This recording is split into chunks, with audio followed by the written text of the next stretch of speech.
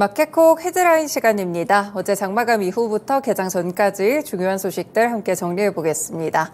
네, 첫 번째 소식입니다. 일라이릴리의 비만 치료제 젯바운드가 당국의 승인을 거쳐서 이제 미국 약국에서도 판매가 됩니다. 로이터 통신에 따르면 젯바운드가 빠르게 성장을 하고 있다고 하는데요. 이 비만약 치료제죠. 이 월스트리트 저널에서는 내년 매출이 20억 달러 정도에 달할 것으로 보고 있습니다.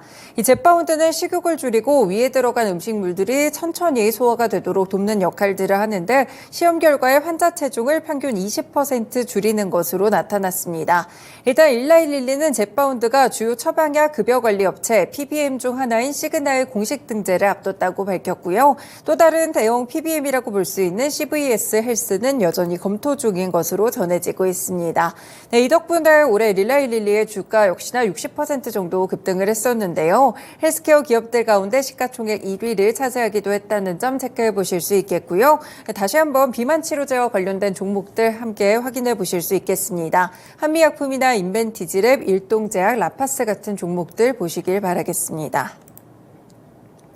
네, 최근에는 또 정책과 관련된 모멘텀들이 상당히 불거지고 있는데요. 이 정부가 OECD 국가 가운데 자살률 1위라는 오명을 벗기 위해서 예방에서 회복에 이르기까지 전주기를 관리하는 방식으로 정신건강 정책을 전환하겠다고 비전을 밝혔습니다. 오는 2027년까지 국민 100만 명에게 심리상담 서비스를 지원하고 청년층의 정신건강검진 주기를 기존 10년에서 2년으로 단축시켜 조기에 개입할 수 있는 토대를 만들 방침인데요. 신속하고 지속적인 치료를 위한 대응 체계를 재정비하고요. 한편으로는 정신질환자의 일상 회복을 돕는 복지 서비스를 강화하고 정신질환에 대한 인식 개선에도 힘쓸 것으로 보입니다. 또한 중증 정신질환 환자가 중단 없이 계속해서 치료나 관리를 받을 수 있도록 체계를 정비한다고 하는데요. 이 덕분에 정신약과 관련된 그런 종목들이 이 시간외에서 함께 상승했습니다. 부광약품이나 환인제약, 명문제약 같은 종목들 체크해 보실 수 있겠고요. 최근에 마이코플라스마 같은 이런 폐렴 때문에 진단키트라든지 제약바이오 섹터들 다시 한번 주목을 받았었는데요. 이번에는 정책과 관련된 모멘텀들 이쪽의 밸류체인으로 받을 수도 있다는 점 체크해 보시길 바라겠습니다. 네, 세 번째 소식입니다. 지금 중국 측에서 요소수 수출 제재에 나선 상태인데요. 제2의 요소수 대란이 지금 우려되는 가운데 산업계에서는 예상보다 빨리 국내 요소수 비축분이 바닥을 드러낼 것이라고 관측합니다. 올해 수입량은 지난해와 비교했을 때 반토막이 난 상황인데 연말연시로 갈수록 수요는 증가하고 있기 때문인데요.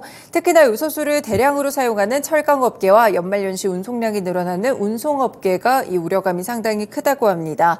정부는 3개월치를 비축했다고는 말하지만 요소수 품귀 우려에 따른 경쟁적인 비축과 맞물려서 연말에 일시적으로 사용량이 증가하고 있기 때문에 내년 초에는 당장 요소수가 바닥날 수 있다라는 관측인데요.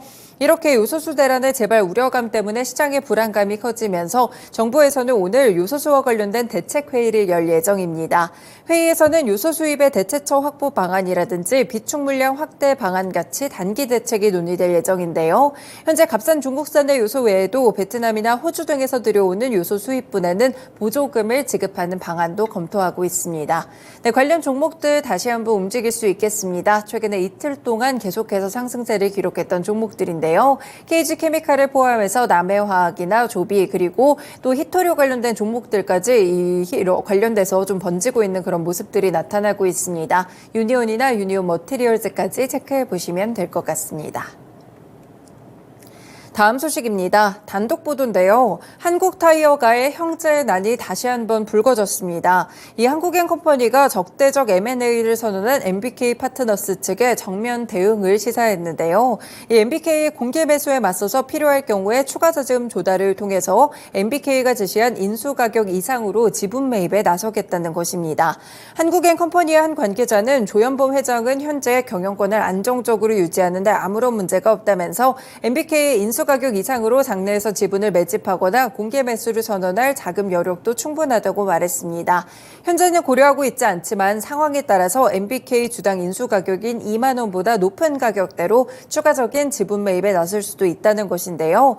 현재 조 회장의 지분율이 42.03%고요. 우호 세력의 지분을 7% 정도만 추가했을 때 바로 과반이 됩니다. 현재 한국엔 컴퍼니의 주식 유통 물량이 총 주식의 27% 수준으로 낮기 때문에 업계에서는 경영권 이런 분쟁이 과열되더라도 과반 지분을 먼저 확보하는 쪽이 사실상 승리할 것이라고 보고 있습니다.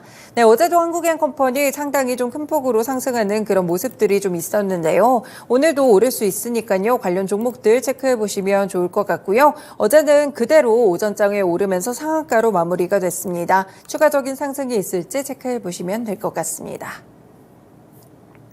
다음 소식입니다. 역시나 단독 보도였는데요. 하나오션이 지난달 말 방위상업청이 발주했던 1조 원대 3,600톤급 장보고3 배치2 3번함 입찰에서 우협 대상자로 선정됐다고 합니다.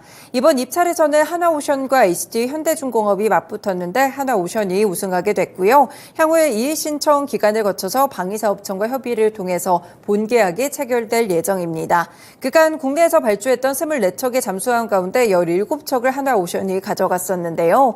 이번에 발주됐던 잠수함도 중형급 잠수함으로 전투와 음향 탐지 체계 같이 작전 성능이 크게 향상됩니다. 1번 함도 지난 2019년 하나오션이 건조 중이고요. 오늘 2025년에 진수돼 시험평가를 거쳐 2027년에 해군에 인도된다고 하네요. 관련 종목으로는 하나오션과 더불어 HD 현대중공업까지 함께 체크해 두실 수 있겠습니다. 마지막 소식입니다. 한국의 글로벌 전자상거래 플랫폼인 카페24가 구글로부터 260억 원 규모의 투자를 유치시켰습니다.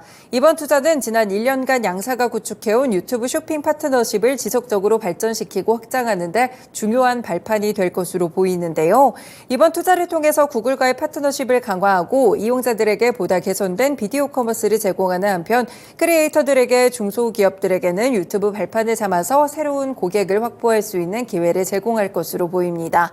이 카페24가 고객들에게 다양한 온라인 솔루션을 통해 신규 고객들을 발굴할 수 있는 것을 목표로 하고 있다면서 동영상은 한국 이용자들이 온라인 쇼핑을 하는 데 있어 매우 중요한 부분이라고 밝히기도 했습니다. 네, 이렇게 구글로부터 투자 유치를 받았기 때문에 카페24 주가 흐름에도 긍정적으로 작용하겠죠. 오늘장 정규장 흐름도 함께 확인해 보시길 바라겠습니다. 네, 이렇게 개장 전에 중요한 소식들 6가지 정리해드렸습니다. 마켓콕 헤드라인이었습니다.